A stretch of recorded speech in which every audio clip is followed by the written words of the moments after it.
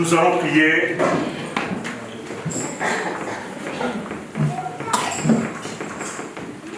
Il est écrit, c'est poussé par le Saint-Esprit que les hommes ont parlé de ta part. Continueront à parler de ta part. Ce matin, Seigneur, donne gloire à ta parole. Ce matin, Seigneur, donne gloire à ta parole. Ce matin, Seigneur, je te prie, ô Père, donne gloire à ta parole. Au nom de Jésus. Ainsi nous t'avons prié. Et nous disons tous Amen. Amen. Amen. Amen. Amen. Amen, peuple de Dieu. Est-ce que nous pouvons encore offrir à l'Éternel nos acclamations? Nos acclamations. Nos acclamations.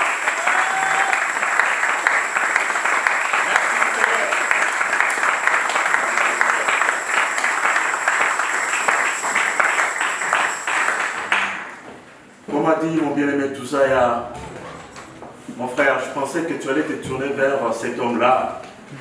C'est à lui qu'incombe la responsabilité de la louange ici.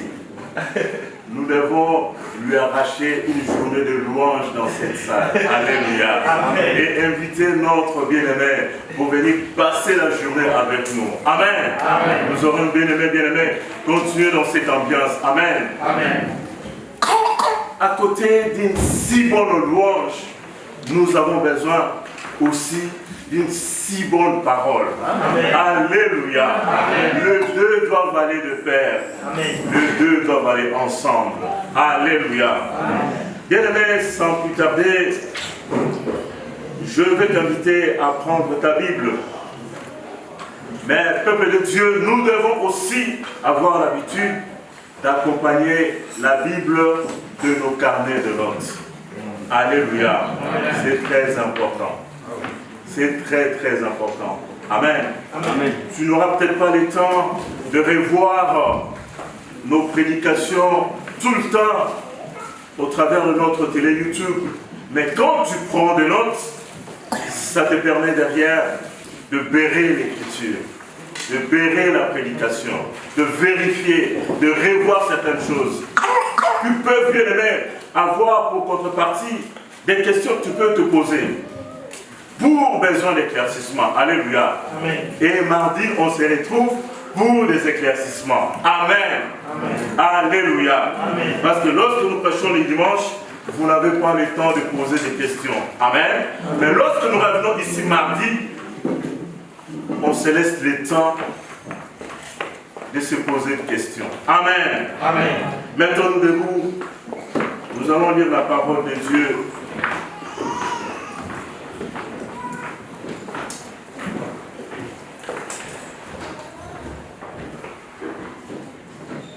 Timothée chapitre 5.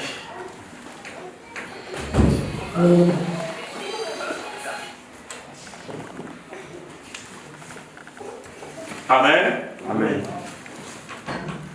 Je vais lire le verset 17.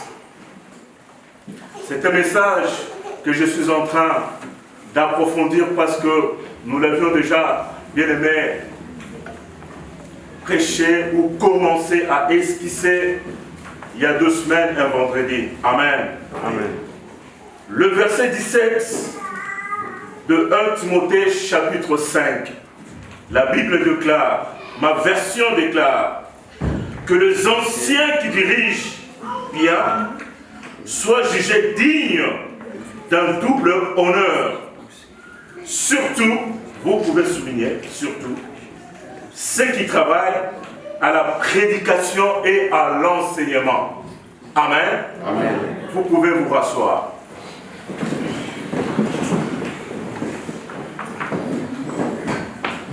Bien-aimés dans le Seigneur, bonjour. Bonjour. Bonjour, peuple de Dieu. Bonjour. Gloire soit rendue à notre Seigneur pour cette journée dominicale. Amen. Amen.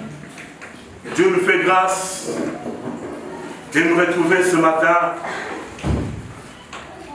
pour lui rendre un culte raisonnable. Amen. L'intitulé de mon message de ce matin, c'est le double honneur. Alléluia. Amen. On a déjà commencé à parler de ça il y a 2 semaines, un vendredi. Nous allons continuer. Le double honneur. Amen. Amen. Je veux te demander de prendre aussi note de versets qu'on va pouvoir exploiter, parce que je l'ai préparé, bien aimé, sous forme d'un enseignement. Amen. Donc tu peux aussi écrire 1 Corinthiens chapitre 9, 1 Corinthiens chapitre 9, du verset 11 au verset 15. Tu peux aussi noter Hébreux chapitre 13, verset 17. Et enfin, Galates 6, 6. Amen. Qui ne connaît pas Galates 6, 6 au milieu de nous? Alléluia. Alléluia. Amen. Nous sommes familiers, bien-aimés, de ces versets, de ces passages. Amen. Et à côté de ça, évidemment, nous allons aussi rajouter au fil de l'eau d'autres versets. Amen. Mais ces 4-là que je viens de vous donner, 1 Timothée 5, 17, 1 Corinthiens 9, 11 à 15, Galates 6, 6 et Hébreux 13, 17, ce sont nos versets centraux. Amen. Amen. Bien-aimés, Paul s'adresse à Timothée. Alléluia. Que les anciens qui dirigent bien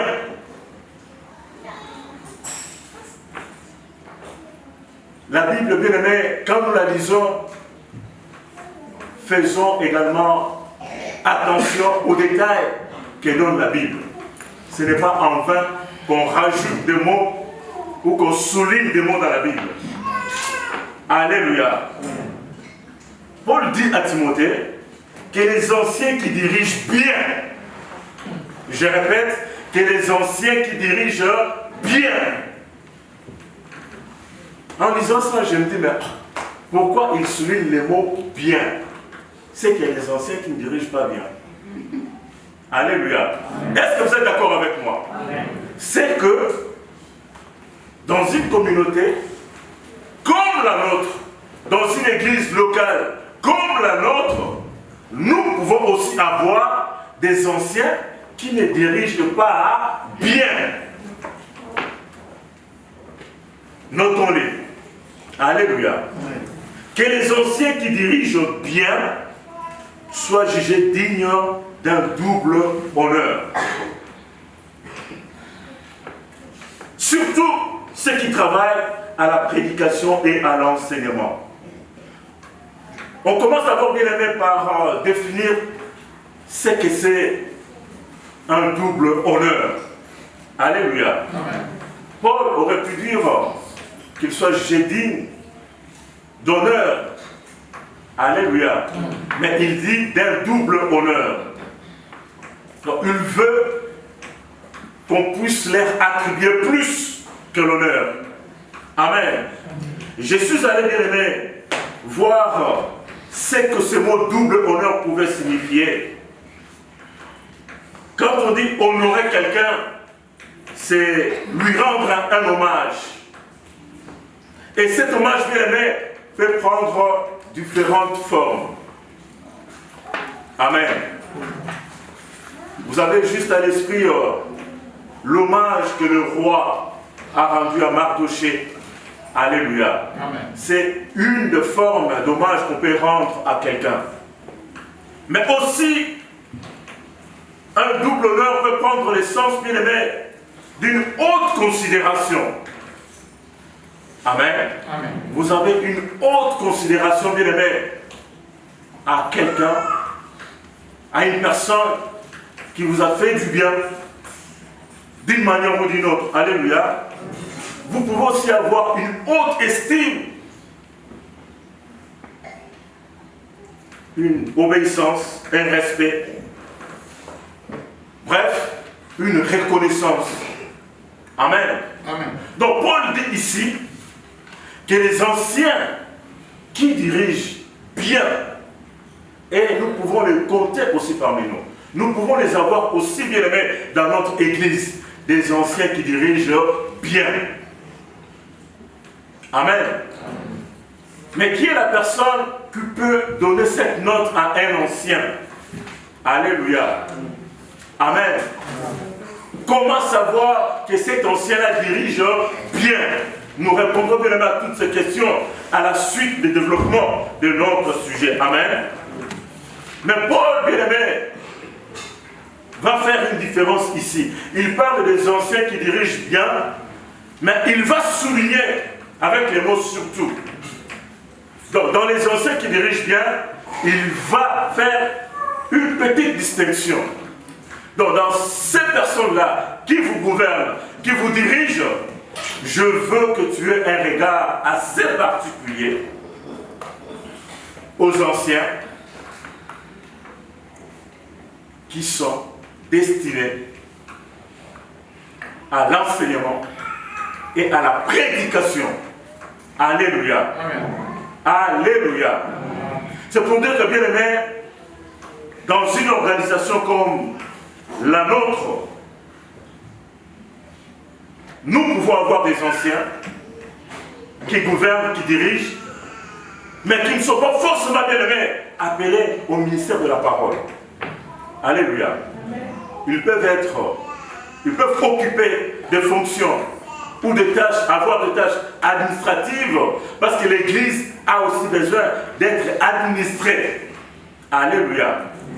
Mais Paul dit, surtout les anciens, dont le rôle c'est la parole, l'enseignement, la prédication. Alléluia. Amen. Je voudrais, d'entrée de jeu, bien aimé, que nous puissions comprendre d'abord dès le départ, c'est que Paul commence d'abord, bien aimé, par nous dire.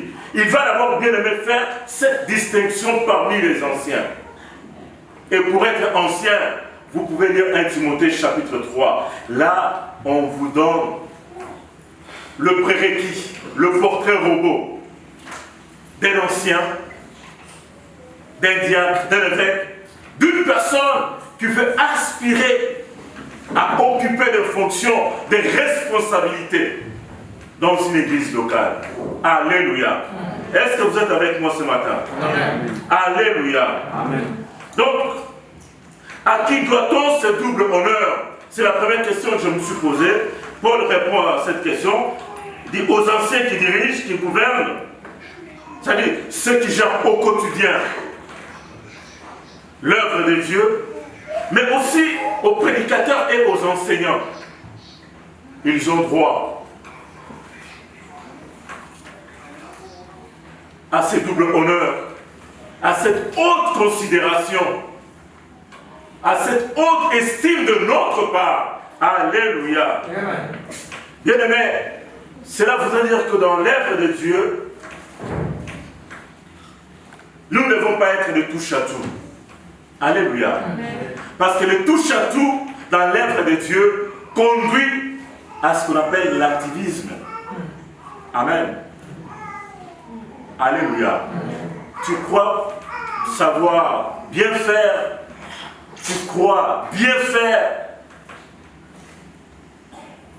mais bien aimé, tu le fais bien peut-être à nos yeux, mais pour le Seigneur, tu plonges plutôt dans l'activisme. Et ce n'est pas bien. Alléluia. Bien-aimé, dès l'instauration ou l'installation de premiers chrétiens, nos patriarches ont compris ces choses. Amen. Ils ont compris. Quand vous lisez dans Actes chapitre 6, le premier verset jusqu'au 4e, les apôtres vont pouvoir mettre de l'ordre dans l'église du Seigneur. Parce qu'au départ, eux aussi, ils étaient des touche-à-tout. Alléluia. Ils s'occupaient de la distribution, des œuvres sociales, ils devaient arbitrer les conflits, tout ça. Mais en même temps, ils devaient aussi préparer l'enseignement et la parole. Ils se sont dit non, non, non, en faisant comme ça, nous ne faisons pas bien. Alléluia. Un jour, Moïse va recevoir la même remarque de son beau-père. Alléluia. Or, Moïse croyait bien faire. Le seul juge dans le désert, en train d'arbitrer des conflits, des gens qui s'alignaient en file indienne. Mais le beau-père qui arrive, dit, mais tu vas trop t'épuiser. Alléluia. Tu ne peux pas arriver à faire tout ça. Alléluia. Établis au milieu de toi des chefs de 50, des 100, des 1000, pour pouvoir juger. Toi, tu devrais plutôt t'occuper d'autres choses. Alléluia. Amen. Mais bien aimé, dans l'église du Seigneur, quand vous n'avez pas quelqu'un pour vous faire ce genre de remarques, vous allez continuer l'activisme à ne point finir. Alléluia. Et vous croirez bien faire, alors que le Seigneur dit non, c'est de l'activisme. Voilà pourquoi les hommes et les femmes de Dieu qui gouvernent et qui dirigent doivent aussi avoir un regard, un œil, comme on dit, regardant vis-à-vis de tous ceux qui servent dans l'œuvre du Seigneur. Amen. Vous voyez un frère qui va s'occuper du nettoyage de l'église. C'est le même frère ou la même sœur qui va aller le matin ranger les chaises, après-midi venir peut-être balayer le bureau du pasteur. Le soir, vous le voyez diriger l'intercession. Après-demain, c'est lui aussi qui dirige le chantre. Non. Alléluia. Nous ne devons pas être des touches à tout. Amen. Dieu dit, je suis un Dieu d'ordre. Alléluia. Il veut que l'ordre aussi règne, bien-aimé, dans sa maison. Amen. Amen. Bien-aimé dans le Seigneur, ainsi Paul le dira quand vous lisez dans 1 Corinthiens, chapitre 12, 27 à 30. Il va dire, est-ce que nous sommes tous évangélistes? Nous sommes tous apôtres, docteurs? Non. Il doit y avoir, bien-aimé, une certaine organisation, un certain ordre dans l'œuvre du Seigneur. Alléluia. Amen. Alléluia. Amen. Et Paul, quand tu parles à Timothée, c'est connaissant déjà, bien-aimé, que l'activisme peut conduire, bien-aimé, à sécher la vie de prière d'un frère. Alléluia. Quand tu passes trop de temps à l'église en train de prendre soin de tout, alors qu'il ne devait s'occuper que de la tâche qui lui a été confiée, et le reste des temps, peut-être s'appliquer à la prière. Alléluia. Chers dirigeants, ouvrons grand les yeux. Alléluia. C'est à nous qu'incombe cette tâche. De donner des directives, d'encadrer, de donner des remarques, mais aussi de mettre chaque personne à sa place, selon la mission ou l'appel qu'il a reçu. Alléluia. Et cette mission incombe aux dirigeants, aux personnes qui ont reçu la mission de nous conduire. Alléluia. Amen. Amen. Alléluia. Bien-aimés, pourquoi rendre un double honneur à toutes ces personnes? Pourquoi? Amen. Et là, je vais vous demander, bien-aimés, à lire, à ouvrir vos Bibles dans Hébreux chapitre 13, verset 17. Pourquoi Paul incite le membre de l'Église, le chrétien, à observer, à honorer doublement ses dirigeants? Il y a forcément une raison à ça. Alléluia. Dans Hébreux chapitre 13, verset 7. 17, pardon, merci mon frère. 13, 17. La Bible dit, obéissez à vos conducteurs et ayez pour eux de la déférence, car ils veillent sur vos âmes, comme devant en rendre compte. Qu'il en soit ainsi, afin qu'ils le fassent avec joie, et non en gémissant, c'est que vous ne serez d'aucun avantage. Alléluia. je vais souligner le premier point.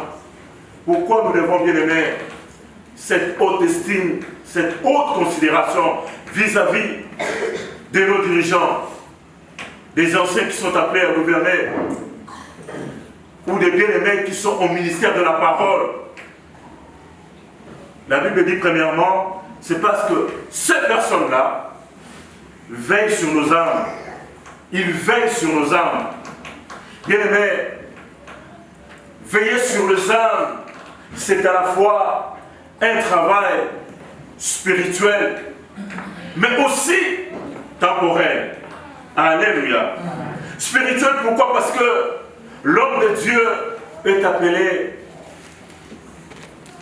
à nous nourrir, à préparer la parole, à préparer le lait spirituel et à venir apporter aux membres de l'Église. Mais bien aimé, ce que vous voyez ici devant, les gens qui ont reçu cette grâce, ne viennent pas devant la chair parce qu'ils doivent s'afficher devant le peuple de Dieu. Avant de s'afficher publiquement, ils prennent du temps pour préparer la parole, préparer l'enseignement, préparer la prédication. Est-ce qu'il vous est déjà arrivé à poser des questions à ces personnes et leur demander comment vous faites pour nous apporter ce message? Alléluia. Vous voyez ici devant une personne qui vous apporte, bien aimé, le fruit d'une longue préparation. Ça peut prendre une nuit blanche, ça peut prendre des jours de retraite, ça peut prendre de longs moments de prière qu'il va pouvoir passer avec le Seigneur en train d'interroger Dieu sur ce que Dieu veut qu'on puisse apporter comme message au peuple de Dieu. Nous ne venons pas ici, bien-aimés, vous apporter nos désidérata. Paul appelle ça le discours persuasif de la sagesse humaine. Nous ne venons pas ici, bien-aimés, devant pour vous apporter notre science. Amen. Sinon, j'aurais pu le faire à jeune, devant tout le monde. Amen. Alléluia. Mais Paul dit, lorsque nous nous mettons devant pour parler, d'abord c'est poussé par l'esprit. Et c'est avec une démonstration d'esprit et de puissance. Donc ça sort du naturel de l'homme. Alléluia. Certes, c'est Michel qui parle. Mais Michel ne sort pas de sa bouche sa science, ses pensées. Je ne viens ici, bien aimé, brandir le doctorat de mon école pastorale. Alléluia. Nous vous apportons l'herbe verte. Alléluia. Bien aimé, vous savez, ces hommes qui sont un peu au ministère de la parole, comme je l'ai dit, prennent du temps. Pourquoi? Ce n'est pas facile, bien aimé, de retenir une brebis dans l'enclos. Ce n'est pas facile. Ce n'est pas facile, bien aimé, pour un berger de retenir depuis des années, pendant des années, une brebis dans l'enclos. Alléluia. Ce qui fait la différence entre une bergerie et une autre, bien-aimée, c'est d'abord la qualité du berger et la qualité de l'herbe verte. Alléluia. Chers hommes de Dieu, vous voulez retenir de brebis dans l'enclos, soyez des modèles et ayez aussi de l'herbe verte. Alléluia. C'est ça qui fait la différence. Alléluia. Pourquoi venez-vous ici? Qui venez-vous entendre ici? Si ce n'est le message de la part de notre Seigneur. Alléluia. moi je suis parfois offusqué quand j'entends des hommes de Dieu qui se prennent pour des concurrents avec d'autres hommes de Dieu.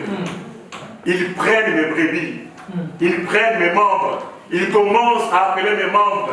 Non, si le membre fuit ton église, c'est parce qu'il n'y a pas de l'herbe verte dans ton enclos, c'est parce qu'il n'y a pas de l'herbe verte dans ton enclos, c'est parce que vous ne savez pas donner de l'herbe verte à l'enclos. La brebis suivra, bien aimé, là où il y a de l'herbe verte. Alléluia. Tu ne vas pas trop la retenir, s'il ne pourra plus manger dans l'enclos. Elle sortira, elle ira là où elle trouvera l'herbe verte. Alléluia. Et je bénis mon bien-aimé. Je confirme que ici, Dieu nous a fait grâce. Nous en avons au milieu de nous. De gens qui savent aller trouver de l'herbe verte. C'est pourquoi vous êtes là. Vous ne fouillez pas, vous ne sortez pas. Alléluia. Vous êtes scotchés parce qu'on vous apporte l'herbe verte. Alléluia. Acclamons pour ces hommes de Dieu. Parce que vous connaissez l'herbe.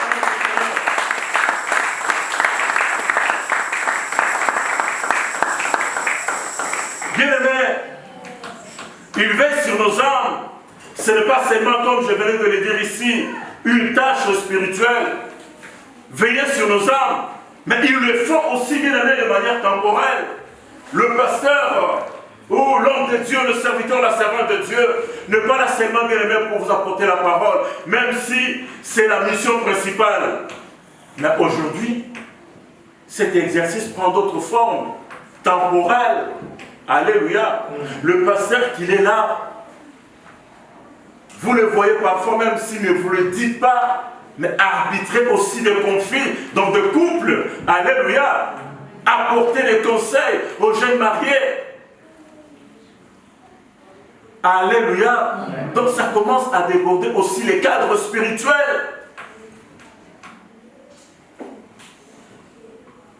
Il veille sur nos âmes de manière spirituelle, mais aussi temporelle. Alléluia. Bien-aimés, pourquoi, au point B, devons-nous rendre un double honneur à ces hommes? Je l'ai dit parce qu'ils veillent sur nos âmes. Mais quand vous lisez, vous continuez à lire Hébreux, chapitre 13, verset 17, la Bible dit, aussi parce que ces hommes-là, un jour, ils seront appelés à rendre compte. Bien-aimés, quand tu sais que tu as un bilan pour nous qui travaillons, qu'à la fin de l'année, j'ai un bilan à donner à mon patron, ou que je passerai par un entretien annuel individuel, tu te prépares en conséquence. Alléluia. Quand tu as une tâche à remplir, tu remplis cette tâche-là de manière à ce qu'il n'y ait pas de doutes ou de questionnements sur ce que tu as pu rendre, bien aimé, comme service. Et c'est ce qu'ils font. Voilà pourquoi ceux qui sont appelés à la parole et au ministère, des gens qui veillent sur nos âmes, mettent du sérieux dans ce qu'ils font. Je souligne bien le mot sérieux. Alléluia. Parce qu'ils savent qu'au bout de la course, ils ont un bilan à présenter. Amen. Amen. Ils ont un bilan à présenter. Même notre maître, Christ, a rendu compte à la mission qui lui a été confiée. Quand vous lisez dans Jean 17, de 11 à 13, il est en train de faire le bilan de sa mission. Il dit, Père, je n'ai perdu aucun de ce que tu m'as donné, sauf le fils de la rébellion. Alléluia. Christ a rendu compte, a fortiori, pour toi et pour moi. Voilà pourquoi, quand on s'exerce au ministère de la parole, pour mériter ce double honneur, nous mettons du sérieux. Parce qu'ils le savent qu'au bout de la course, nous rendrons compte. Nous rendrons compte. Nous rendrons compte. Et Ézéchiel le souligne même quand vous lisez dans Ézéchiel 3, à partir du verset 7, où toi, et toi, fils de l'homme, j'étais établi comme sentinelle. Ceux qui veillent sur nos âmes, ce sont les sentinelles. Vous savez, une sentinelle a parfois, bien aimé, un rôle ingrat, peut-être moins reconnu par toi et moi. Amen. Mais quand toi tu t'endors en ronflant, c'est à ce moment-là, bien-aimé, qu'il se réveille et qu'il veille sur toi. Amen. Amen. C'est ce que font ces hommes de Dieu. Amen. Ils ne passent pas ici devant et disent, voilà, je viens de sortir d'une période de jeûne et de prière de 30 jours, de 15 semaines, d'une semaine, de 3 jours. Alléluia. Ça, c'est dans leur intimité avec le Seigneur. Amen. Mais ce que vous voyez ici devant, bien-aimés, c'est le résultat de cette intimité avec le Seigneur. Alléluia. Amen. Tu dois écouter la parole qui sort de ma bouche et les avertir de ma part. Quand je dis aux méchants, méchant tu mourras, si tu ne parles pas pour détourner le méchant de sa voie, ce méchant mourra dans son iniquité et je te redemanderai son sang. Mais si tu avertis le méchant pour le détourner de sa voie et qu'il ne s'en détourne pas, il mourra dans son iniquité, mais toi, tu sauveras ton âme. Difficile comme rôle, parfois ingrat, mais c'est ça le rôle de sentinelle. Il veille sur nos âmes. Alléluia. Et il vient nous avertir. Le pasteur te reçoit peut-être un entretien. Il te dit, ma soeur, mon frère, ce que tu fais là n'est pas bien. Alléluia. Il joue son rôle. Tu l'écoutes, gloire à Dieu, tu sauves ton âme. Lui aussi sauve son âme, étant donné qu'il t'a averti. Mais s'il ne le fait pas, et que demain, on apprenne que cette soeur-là, ce frère-là, s'en est allé, le Seigneur lui demandera des comptes. Parce qu'il a entendu, non seulement qu'il a entendu, mais aussi il a vu, mais il n'a pas parlé, il n'a pas averti. J'ai dit que c'était un rôle parfois entre guillemets ingrat. Mais c'est ça le rôle de la sentinelle. Veillez sur vos âmes. Alléluia. Le point c'est pourquoi nous devons rendre honneur. Non seulement parce qu'ils veillent sur nos âmes et qu'ils ont un compte à rendre. Dans le point C, j'ai dit, parce que ces gens-là sont appelés à faire ces services-là avec joie et non en gémissant. Alléluia. Bien-aimé, je vais m'attarder un peu sur ce point. Alléluia. Qu'est-ce qui arrive qu'un homme de Dieu, une servante de l'Éternel, ne fasse pas avec joie l'œuvre à laquelle il a été appelé? J'ai donné le vendredi, il y a 2 semaines, bien aimé, l'exemple de quelqu'un qui était proche de moi. Alors que nous étions en train d'exercer dans le ministère avec ses bien-aimés à Kinshasa. C'est vraiment quelqu'un qui a reçu cette grâce d'apporter l'herbe verte. Alléluia. Bien-aimé dans le Seigneur, chaque fois que ce bien-aimé passait devant pour apporter la parole de Dieu, à la fin du culte, nous rendons grâce à Dieu parce que cet homme de Dieu sortait de l'herbe verte. Alléluia. C'est comme s'il descendait du ciel, qu'à la veille il était avec le Seigneur nous parlait et que le lendemain matin, il venait nous apporter sa discussion, son entretien avec le Seigneur. Il était merveilleux, il était formidable. Mais qu'est-ce qui s'est passé, bien-aimé, dans la vie de cet homme de Dieu? Chaque fois qu'il est rentré chez lui, chaque fois qu'il est rentré à la maison, après le culte, il avait parfois du mal, bien-aimé, à prendre soin de sa famille. Sa femme avait du mal parfois à aller chauffer la cuisine. Alléluia. Mais tellement qu'il était pudique.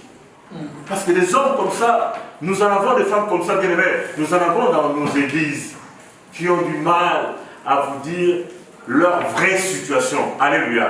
Mais c'est des gens engagés, que vous voyez vraiment engagés dans l'œuvre du Seigneur. Mais as-tu eu le temps un jour de lui demander, pasteur, comment va la maison? Alléluia. Amen. Alléluia. Est-ce que tu as le temps de regarder l'accoutrement de la femme de ton pasteur? Les vêtements que portent les enfants de ton pasteur. Cet homme-là était pudique. Amen. Bien-aimé, parfois, à la fin du culte, ma femme sait de qui je parle. Et même s'il me suit tout de suite là dans les réseaux sociaux, il sait que mon frère Michel parle de moi. Alléluia. Bien-aimé, il prenait soin de ce qu'on lui donnait à la fin du culte pour le transport. Mais il ne dépensait pas pour le transport. Il gardait, il faisait pied jusque chez lui à la maison pour qu'il puisse donner à sa femme ce qu'on lui donnait comme transport, en fait que la femme puisse avoir le moyen de chauffer la marmite. Alléluia. Mais un jour, on ne lui a pas donné les transports et c'était difficile. Il va nous appeler à la maison et j'étais perdu. Quand tu m'appelles, il me dit, frère Michel, ça chauffe ici à la maison. Quand il me dit ça chauffe à la maison, moi je dis quoi? Il est conflit avec maman ou quoi? Il me dit non, non, non. La marmite ne chauffe pas à la maison. Alors qu'il venait de prêcher. Ça m'a bouleversé. J'étais atterré. Et le cas a été revu au niveau de l'église. On a mis en place des dispositions pour que ces genres de personnes qui sont appelées à la parole ne puissent ne souffrir d'aucun manque. Alléluia. Alors qu'ils sont en train, bien-aimés, d'exercer pour l'œuvre du Seigneur. As-tu le temps, bien-aimé, de poser ce genre de questions à vos conducteurs, à tes conducteurs, à nos conducteurs? Je me pose moi aussi, bien-aimé, cette question. Amen. Et le vendredi passé, j'avais dit, il faut que dans l'église du Seigneur, nous n'ayons pas seulement, bien-aimé, l'habitude de regarder les hommes ou les femmes de Dieu, mais alors au-delà du regard, voyons. Et j'ai dit qu'il y a une différence entre regarder et voir. Un regard peut parfois être élémentaire et rapide et expressif. Mais quand tu vois, c'est que tu regardes en profondeur. Alléluia. Regarder c'est bien, mais voyons plutôt. Va en profondeur. Alléluia. Donc toi, bien-aimé, un jour la peine aussi de poser ce genre de questions à tes conducteurs, à nos conducteurs. Amen. Amen. Tu découvriras beaucoup de choses. Parce que dans la plupart des cas, c'est des hommes pudiques. Amen. C'est des hommes pudiques qui ont du mal à reconnaître certaines choses. Amen. Il faut parfois les bousculer. Amen. Et tu comprendras que non, mon pasteur est en train de passer des moments de galère. Amen. Il faut que je réagisse. Il faut que l'Église réagisse. Amen. Voilà pourquoi les assemblées locales sont organisées. Pour que ceux qui sont appelés bien-aimés à veiller au bien-être des hommes de Dieu puissent avoir le temps, bien-aimés, non seulement de le regarder, mais de les observer aussi et de prendre soin. C'est ça le double honneur. Amen. Amen. La Bible dit, il faut qu'il le fasse avec joie. Quand notre pasteur monte ici, bien-aimé, pour nous prêcher, il doit le faire avec joie. Il doit le faire avec joie. Paul dit, malheur à moi, si je n'annonce pas l'évangile. Il faut qu'il le fasse avec joie et non en gémissant. Après les cultes, qu'est-ce que je donnerai à mes enfants? Amen. Je n'ai même pas de carburant pour rentrer chez moi à la maison.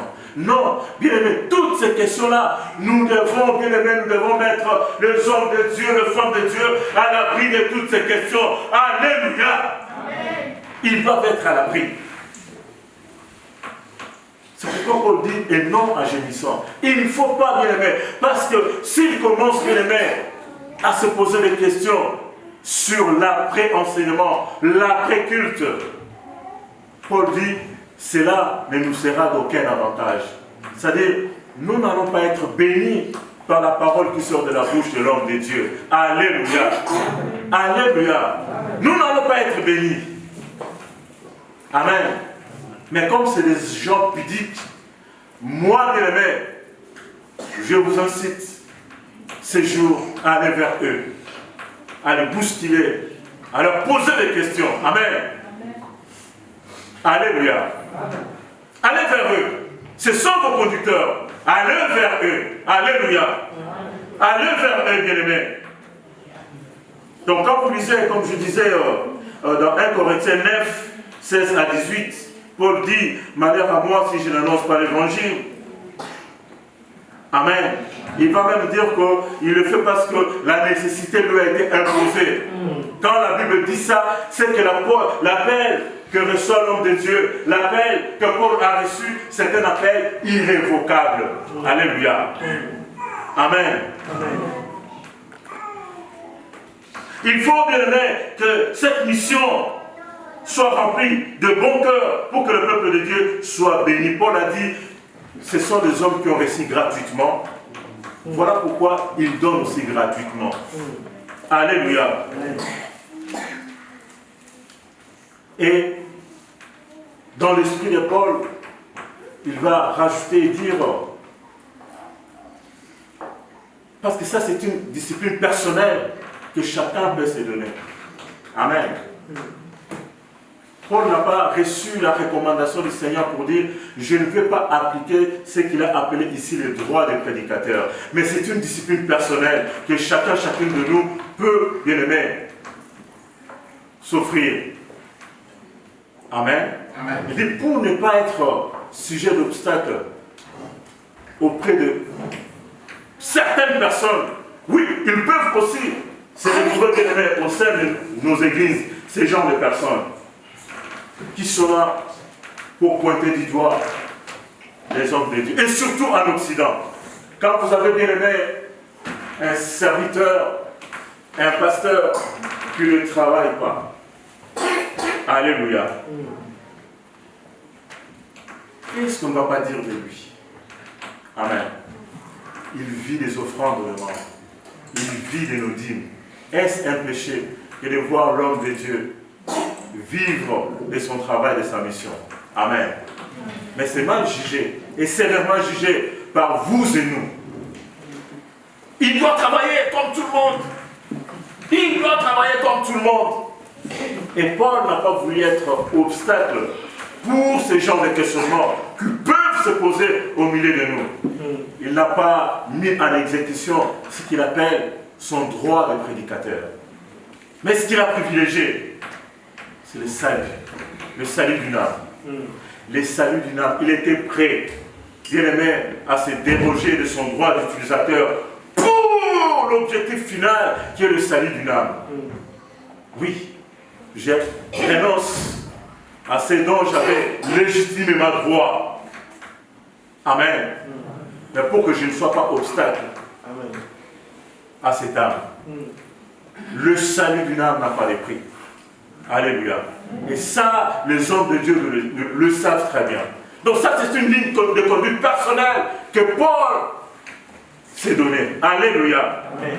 Alléluia. Amen. Bien-aimés dans le Seigneur, maintenant la question que l'on doit se poser, comment toi et moi, nous pouvons rendre un double honneur à ces serviteurs et servantes de Dieu? Comment? Amen. Paul dit que les anciens qui dirigent bien, et surtout ceux qui sont appelés à l'enseignement, à la prédication, soient jugés dignes d'un double honneur. Mais comment toi et moi, comment pouvons-nous rendre ces doubles honneurs? Ça, c'est le point 3 de mon message. Bien aimé, le double honneur ici, comme je l'ai dit, nous le rendons aux personnes qui sont appelées à la parole, à l'enseignement. Et c'est ce que Paul souligne dans 1 Timothée, chapitre 5, verset 17. Alléluia. Amen. Le droit de prédicateur. Parlons-en. C'est quoi un prédicateur?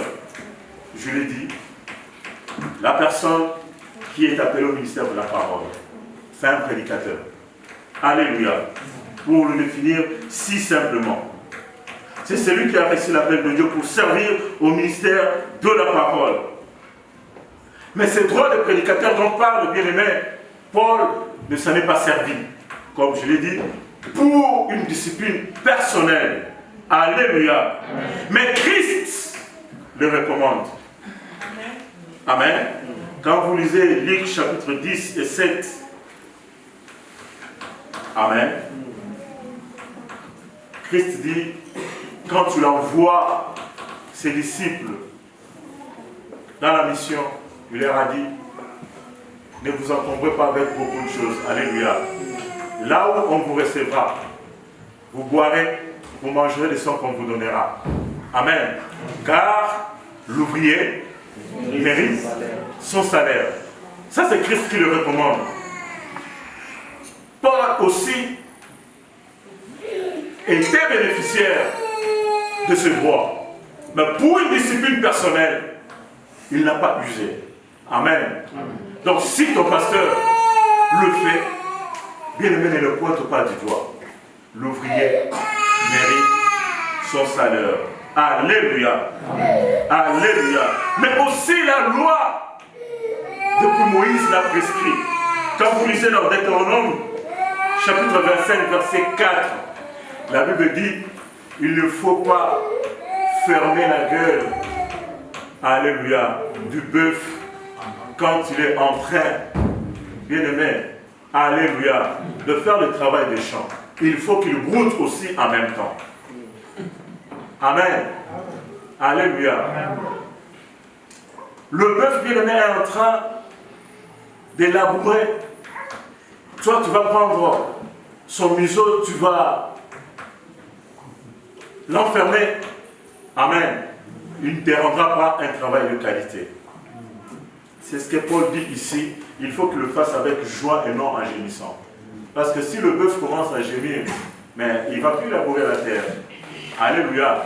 Tu n'auras pas le sol que tu voudrais avoir dans ton champ.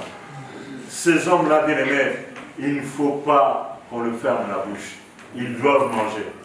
Pendant qu'ils travaillent, ils doivent manger. Alléluia. Amen. Sinon, ils ne le feront pas avec joie. Sinon, ils vont commencer à gémir. Et quand ils commencent à bouder et à gémir, bien aimé, Paul dit, cela ne nous sera d'aucun avantage. Alléluia. Est-ce que nous pouvons acclamer pour la parole?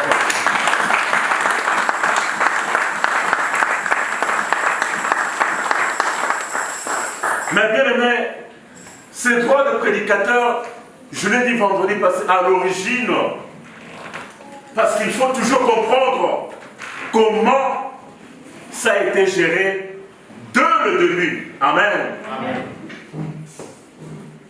Bien aimé, c'est un droit qui est dû aux personnes appelées au ministère. Mais à l'origine, c'était géré comment? Amen. À l'origine, bien aimé, l'Éternel s'est choisi Israël. Alléluia. Amen. Israël comme son premier-né. Il va dire à Moïse, tout mâle premier-né, dans toute famille, tu le prendras, tu le mettras au service de l'Éternel. Amen. Amen. Mais ça a commencé d'abord par Jacob. Jacob qui devient Israël. Pour Dieu, Israël, Jacob était le premier-né. Et non Esaü. Voilà pourquoi quand il va recevoir la mission, Moïse, d'aller dire à Pharaon que j'ai besoin que mon peuple vienne me servir dans le désert, il a dit, si Pharaon te demandait pourquoi veux-tu que je libère ton peuple, dans Exode, je l'avais dit, verset 4, Exode 4, verset, je crois, 22, Dieu fait dire à Moïse, tu diras à Pharaon, je veux que Israël, mon premier-né, aille me servir dans le désert. Alléluia. Le service était pour le premier-né. Israël était le premier-né. Alléluia. Mais quand ils sont arrivés au désert, ils ont commencé à servir. Dieu a dit, je veux maintenant me passer de tout le premier-né. Je veux maintenant me choisir une tribu. Et il va prendre la tribu de Lévi. Lévi, c'est le troisième enfant de relation entre Jacob et Léa. Alléluia. Il s'est choisi une tribu. Donc, il abandonne l'idée de tout mâle premier-né dans chaque famille. Il va maintenant se choisir une tribu. Amen. La tribu de Lévi. Et il va dire à Moïse, cette tribu-là n'aura ni part ni récompense en Israël. Car moi, l'Éternel, je serai leur récompense. Alléluia. Donc, même pour le droit, dans l'exercice sacerdotal de Lévite, c'est Dieu lui-même qui doit prendre soin de ceux qu'il a choisis, la tribu de Lévi. Chemin faisant, bien, mais quand vous marchez avec le Seigneur vous fera changer des dimensions. Alléluia. Il a commencé par Jacob, Israël, Lévi, et il va dire à Moïse, non, ce ne sera plus la tribu de Lévi. Alléluia. Mais dans la tribu de Lévi, va, choisis-moi une famille, et c'est la famille d'Aaron. Alléluia. Alléluia. Et c'est cette famille-là, Aaron et ses enfants, qui vont se charger du sacerdoce. Amen. Le rôle de Lévite étant de mettre de l'ordre dans l'église du Seigneur, dans le parvis. Alléluia. Ils étaient là à chaque déplacement qu'ils aimaient. Ils montaient et démontaient l'arche de l'Éternel. Mais ils étaient là aussi pour mettre de l'ordre dans le parvis. Soutenir les sacrificateurs dans l'exercice, bien aimé, de ces fonctions. Amen. Mais ce sont des personnes, bien aimées, qui étaient nourries par la générosité de membres de l'Église. La générosité. Parce qu'ils ne pouvaient ni faire commerce, ni chercher un petit travail quelque part. Non! C'est lui qui a mis à part cette tribu, ils auront pour récompense, moi l'Éternel. Amen. Donc c'est ce que nous avons habituellement, nous le disons habituellement, des gens qui sont appelés à temps plein. Alléluia. La tribu de Lévi. Mais aujourd'hui, nos pasteurs ne sont pas à temps plein. Amen. Certains ont peut-être reçu cet appel-là. Amen. Quand tu reçois cet appel-là de la part du Seigneur, Dieu sait qu'il donnera la provision pour que cet appel à temps plein soit réellement un appel à temps plein. Alléluia.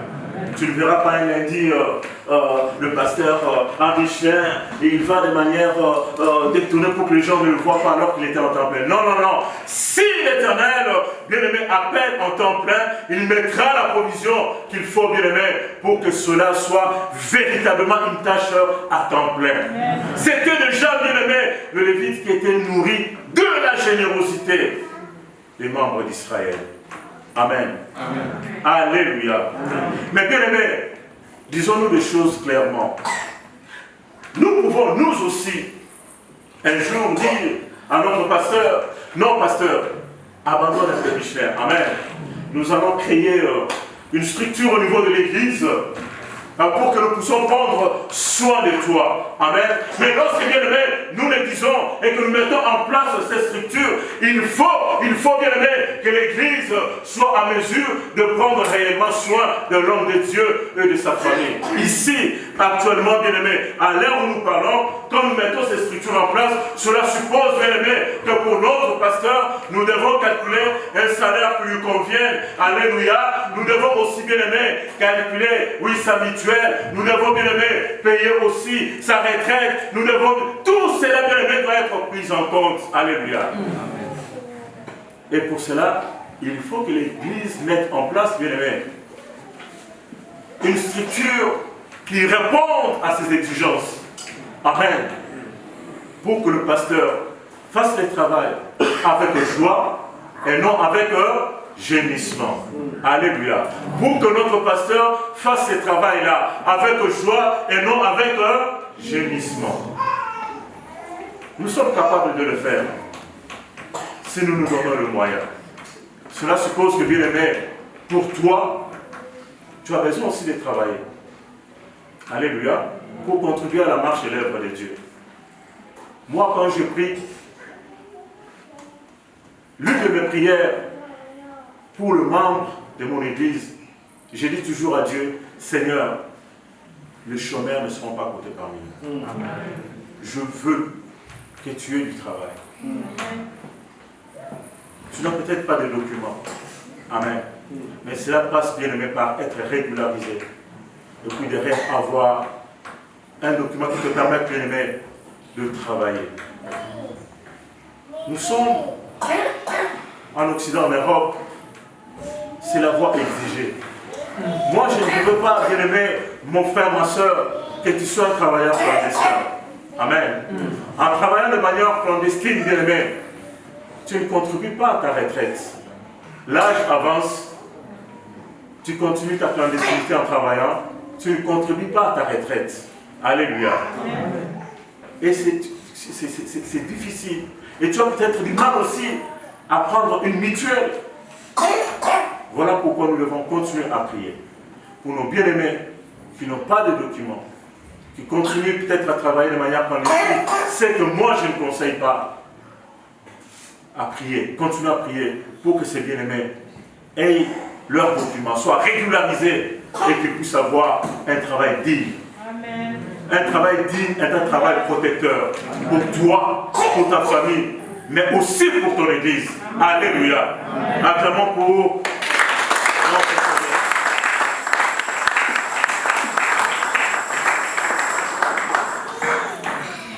bien-aimés dans le Seigneur. Mais la prise en charge ou le service au culte va évoluer. Je vous ai parlé de la famille d'Aaron, mais bien aimé, dans la nouvelle alliance, le Seigneur va se choisir non une tribu, mais il va se choisir une nation sainte, une race élue, à laquelle toi et moi, nous appartenons. Le service sacerdotal aujourd'hui n'est plus l'exclusivité de la famille d'Aaron. Alléluia. C'est devenu un problème pour la famille du pasteur Anatole. C'est devenu un problème pour la famille de mon bien-aimé Toussaïa. C'est devenu aussi une mission pour moi et pour toi. Alléluia. Alléluia. Bien-aimé dans le Seigneur, oui, le service a évolué. Il a commencé par Israël le premier-né. Il est passé par le Lévite. Il est passé par la famille d'Aaron. Christ l'a ouvert à tout le monde. Voilà pourquoi nous pouvons parler des hommes et des femmes de Dieu dans cette église, qui ne sont pas bien aimés d'origine juive, humainement parlant, mais qui sont cités aujourd'hui parmi les descendants d'Abraham que toi et moi nous sommes. Alléluia. Parce que la sanctificature a été ouverte à tous. Le jour où le rideau du temple a été déchiré. Amen. Tu peux prétendre, bien-aimé, au sacerdoce. L'appel est devenu, bien-aimé, disponible, même pour les gentils, les nations étrangères que nous étions. Parce qu'un homme a payé le prix pour ça. Alléluia. Amen. Maintenant que, bien-aimés, nous entrons dans la sanctificature, nous aussi, mais il faut que nous puissions nous organiser. Amen. Amen. Comment prendre soin de ceux-là qui sont appelés? Quelle est la forme que doit prendre, bien-aimé, le double honneur dont parle Paul? Alléluia. Bien-aimé dans le Seigneur, c'est cela, oh mes bien-aimés. Comme je l'ai dit dans mes commentaires, dans la Nouvelle Alliance, le rideau de séparation a été déchiré et le sacerdoce a été ouvert à tout chrétien. Et vous pouvez lire ça dans 1 Pierre chapitre 2, verset 9, quand Pierre dit, vous au contraire, vous êtes une race élue, un sacerdoce, le vertu de celui qui vous a appelé des ténèbres à son admirable lumière. Alléluia. Amen. Vous qui autrefois n'étiez pas un peuple, mais qui est maintenant devenu le peuple de Dieu. Nous n'avions pas le droit de citer. Alléluia.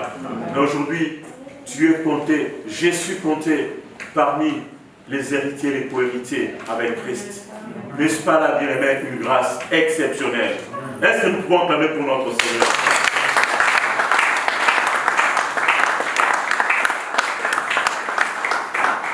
Bien-aimé, la prise en charge, comme je suis en train de le développer ici, la prise en charge aussi a évolué. Amen. Aujourd'hui, dans le service bien-aimé sacerdotal, la prise en charge aussi a évolué de nos jours, bien-aimé. Quand un serviteur de Dieu n'est pas appelé à temps plein, il travaille comme je l'ai dit. Mais s'il est appelé à temps plein, l'Église doit être en mesure de pouvoir le prendre en charge. Alléluia. Dans notre Église, nous n'avons pas encore de serviteurs et servantes qui le font à temps plein. Parce qu'ils doivent travailler. Mais moi, ma prière un jour, parce que nous ne sommes pas appelés à rester tels que nous sommes là, cette Église est appelée à grandir. Amen. Alléluia. Amen. À se propager. À aller au-delà de Clermont-Ferrand. Et pourquoi pas, bien aimé, avoir au milieu de nous des personnes qui seront là, bien aimé, exclusivement pour la mission. Est-ce possible? Est-ce que c'est impossible? Est-ce que c'est impossible? Est-ce que nous pouvons le faire? Oui. Est-ce que nous pouvons le faire? Oui. Acclamons pour notre Seigneur.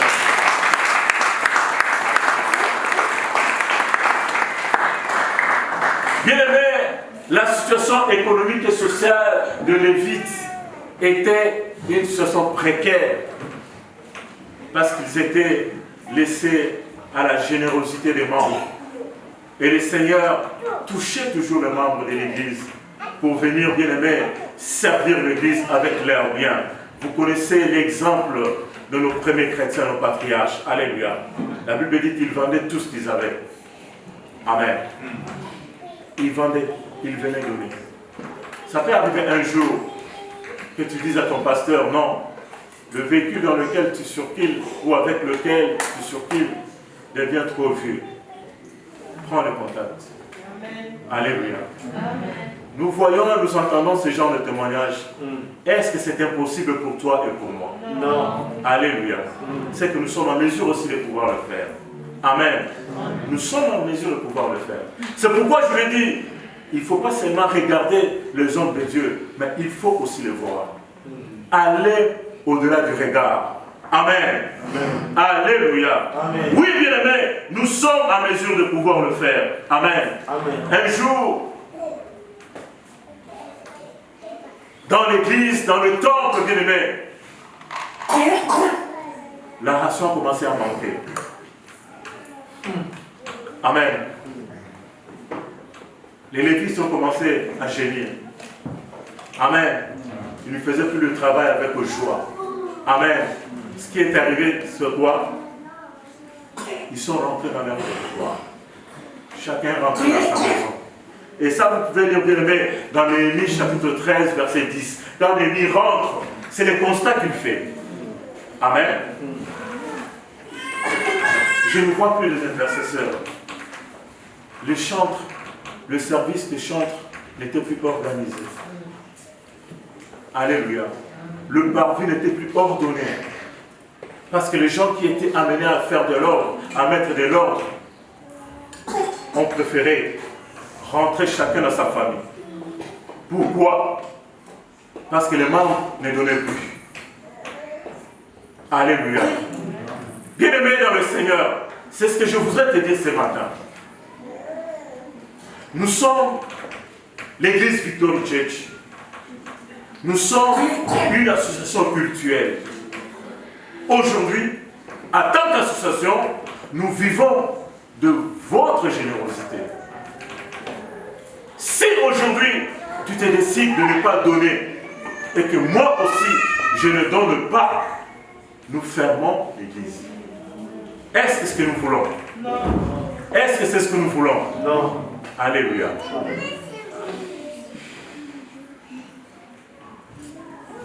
nous fermons l'église. Si tu ne donnes pas, si je ne donne pas, bien aimé, nous fermons l'église du Seigneur. Voilà pourquoi le double honneur dont Paul parle ici peut prendre, bien aimé, plusieurs formes. Et là, je suis dans l'avant-dernier point pour finir mon message. Quelles formes, bien aimé, peuvent prendre ces soutiens? Amen. Quand Paul parle ici, il ne parle pas seulement en termes salariés ou financiers. Le double honneur peut, bien aimé, prendre plusieurs formes. Je commence d'abord, bien aimé, par l'apport de biens temporels. Amen. Donc, bien aimé, tu peux apporter un bien matériel à ton serviteur. Alléluia. Et là, c'est dans Galates, chapitre 6, verset 6. Quand Dieu dit que c'est lui à qui l'on enseigne fasse part de tous ses biens à celui qui l'enseigne. Amen. De nos jours, j'ai entendu un témoignage. Il y a certains hommes de Dieu, entre guillemets, qui avaient tordu, bien aimé, le sens de ces passages. On le voit sortir avec une sœur de l'église. Quand on pose la question à l'homme de Dieu, entre guillemets, il dit, maintenant, c'est moi qui l'enseigne, donc elle doit faire part de ses biens, de tous ses biens, à la personne qui l'enseigne. Donc, j'ai le droit de sortir avec elle. Est-ce que c'est comme ça que nous devons le comprendre? C'est des menteurs, c'est des menteurs, c'est des menteurs. Alléluia. Un jour, on va le voir avec la femme d'un frère de l'église. Ma bien-aimée, on t'a vu. Oh non, mais elle est en train de faire part de tous ses biens à son pasteur. Alléluia. Menteur, menteur, menteur. Alléluia. Bien-aimés dans le Seigneur, on ne joue pas avec l'œuvre de Dieu. On ne se moque pas impunément de notre Seigneur. Alléluia. Donc nous pouvons, bien-aimés, faire part de nos biens temporels aussi. Si l'Éternel te touche, la Bible parle de la volonté. Alléluia. Quand tu vas dire à Moïse que tu prendras des offrandes de mon peuple, mais seulement pour celui qui le fera du bon cœur. Du bon cœur. Du bon cœur. Donc ta volonté est engagée. On ne te forcera pas la main. Amen. Si l'Esprit te touche, libère. Amen. Amen. Il ne faut pas que tu continues à avoir la main sèche. La main sèche, elle est toujours fermée. La main sèche, elle a du mal à être tendue. Alléluia. Amen. Et moi, je ne voudrais pas que tu aies la main sèche. Amen. Amen. Mais que l'Éternel te guérisse de cette main sèche. Amen. Afin qu'elle sache s'ouvrir et donner.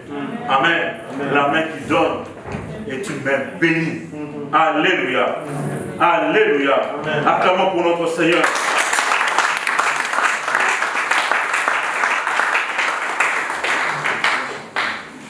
Ainsi, Paul va le dire dans 1 Corinthiens, chapitre 9, à partir du verset 10. Il va dire, est-ce un problème? Est-ce une grosse affaire? Si nous récoltons de biens temporels pendant que nous sémons de biens spirituels dans nos vies, est-ce un problème? Est-ce un problème? Alléluia. Ce n'est pas un problème, bien-aimé. Amen. Mais à condition que tu le fasses avec joie, avec joie, avec joie, et que personne ne te pousse ou ne t'incite à le faire, mais que ce soit plutôt, bien aimé, la conviction du Saint-Esprit. La Bible déclare, tout ce qui n'est pas le fruit d'une conviction, c'est un péché. Alléluia. Il faut que ce soit avec conviction.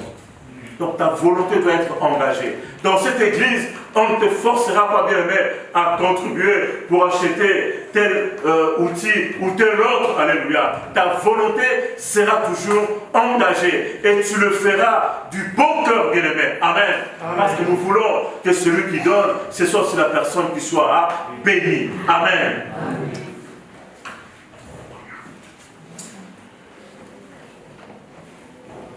Bien-aimé dans le Seigneur, le double honneur peut aussi prendre la forme spirituelle. Les soutiens qui rattachent le double honneur peuvent aussi, bien aimé, prendre une forme spirituelle. Ça peut être ton soutien dans la prière pour l'homme de Dieu, pour la servante de Dieu. Alléluia. Priez, continuez à prier, bien aimé, pour ces personnes qui sont appelées à l'enseignement et à la parole. Alléluia. Amen. Mais nous leur devons aussi du respect et de l'obéissance.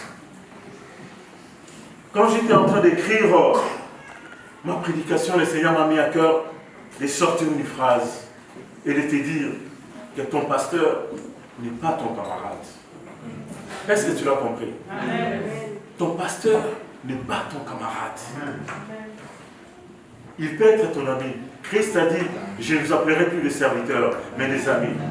Mais dans le groupe, il y avait un qui était appelé maître, qui était appelé rabbi. Alors que cette même personne a dit, vous ne serez plus mes serviteurs, mes amis. Mais les amis continuent à l'appeler rabbi, rabbi, rabbi. Alléluia. Nous leur devons bien aimer de l'obéissance et du respect. L'homme de Dieu n'est pas ton camarade. Bien aimé, si tu développes une proximité qui n'a pas de limite avec l'homme de Dieu, tu risques de les considérer comme étant ton camarade. Et ça devient impudique. Tu peux te permettre certaines paroles comme si tu les disais à ton camarade. Il est ton pasteur, il n'est pas ton camarade. Est-ce que tu le comprends? Un peu de la distance. Il reste ton ami. Mais sache qu'il y a quand même un territoire à respecter. Il continue à être rabbi, même si nous nous appelons des amis. Mais il y a un rabbi. Dans le groupe, au milieu, il y en a un. Amen. Ils ne sont pas nos camarades.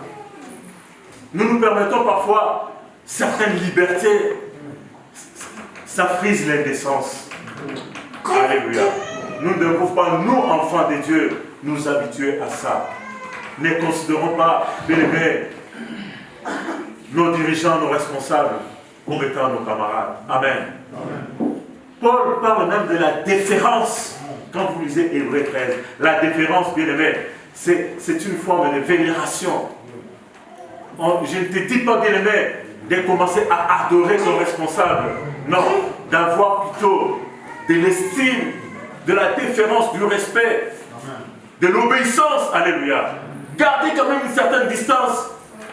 Il est ton pasteur, il est ton ami, il est ton frère, peut-être ta soeur. Tu as développé une certaine proximité. Tu lui arrives, il t'arrive même de l'appeler pasta. Mais n'oublie pas que dans le groupe, il y a eu un rabbi, il y a eu un maître. Même s'ils étaient tous amis, il y a eu un rabbi, il y a eu un maître. Alléluia. Un double honneur, bien aimé. Et je vais conclure par là. Lisons le livre de Agé, chapitre 1, verset 3. Je vous ai désolé pour le temps.